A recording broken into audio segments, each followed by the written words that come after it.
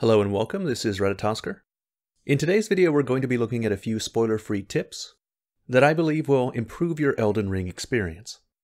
These aren't going to be the typical bring a light source or don't roll in poison fare. I'm mostly going to talk about things that I think are going to be useful throughout your entire playthrough and that aren't clearly explained by the game or are often overlooked. Okay, let's get started. You're going to be very grateful for this first one if you don't know about it already. And it seems like a lot of people don't, because I got a lot of comments in one of my last videos asking me how I was writing torrents so quickly. And the answer is that you don't have to scroll down to items that you want to use often. You can set them up to be quick selected on the right hand side of the menu screen. You can then select them by holding down triangle and pressing one of the directional buttons. If you're using the PlayStation controller, I would recommend putting torrent on the right directional button. The reason is that you can push the right directional button without letting go of the left analog stick, which lets you maintain control over the character while you're selecting torrent. This is particularly useful during open world boss battles if you want to quickly ride torrent to get away from one of their attacks. But even without that, it's a good idea just to have torrent on a quick select because it's something you're going to be choosing a lot throughout the game. If you have an Xbox controller, it would probably be best to put him on the up directional button. And if you're playing on mouse and keyboard, why? Why would you do that? Next tip. Cracked pots are not consumable items.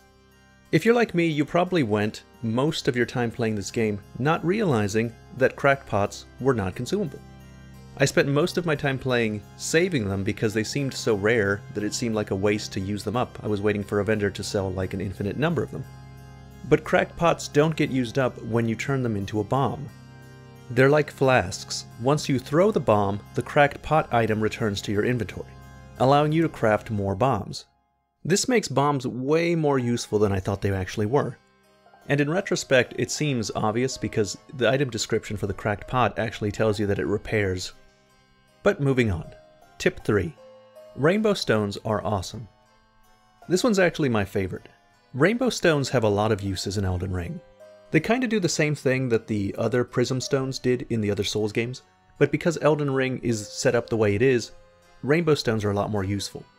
First of all, you can use them to gauge whether fall damage is lethal.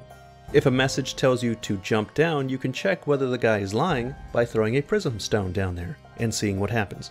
If the fall is lethal, the Rainbow Stone will explode and you can hear an audible sound. And this will happen even if there is something beneath you, but the fall damage would have been too great and would have ended up killing you. These are great because there are some places that are so dark that it's hard to tell if there actually is anything beneath you, even if you bring a light source, and so you can throw a rainbow stone to make sure.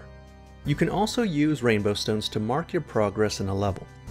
When you're exploring a legacy dungeon and you're trying to find all the items, it can be useful to use rainbow stones to mark the areas that you've already explored and that you are sure there's nothing back there anymore. I use them in this way in Bloodborne during the Chalice dungeons to mark my progress, and it's nice that I was able to use them in that same way now, with the legacy dungeons being so large and sprawling. Alright, and for the final tip, you should write down the location of rare and valuable crafting materials so you can come back later and get them. Do you know what this is? Do you know what this item is? This is root resin. Root resin is the primary material in crafting all the various greases. I love root resin. Why? Because it allows primarily melee characters that don't have access to any spells a source of elemental damage. Here's another item that I like. These are silver bugs. You can use silver bugs to craft the silver pickle fouled foot. When used, it increases the rate at which enemies drop items. It's useful for when I see an enemy that is using a weapon or wearing armor that I like, and I want to farm them to get those items. So whenever I find a place where a crafting material that I like is plentiful, I make sure to mark it so I can come back later if I need more. However, the in-game map doesn't have a way for you to specifically write down what exactly the item is. So you can use the map markers and go off of memory, but I also like to write down what crafting item was where. Okay, I think that's everything. So that's the end of this video. As always, thank you very much for watching.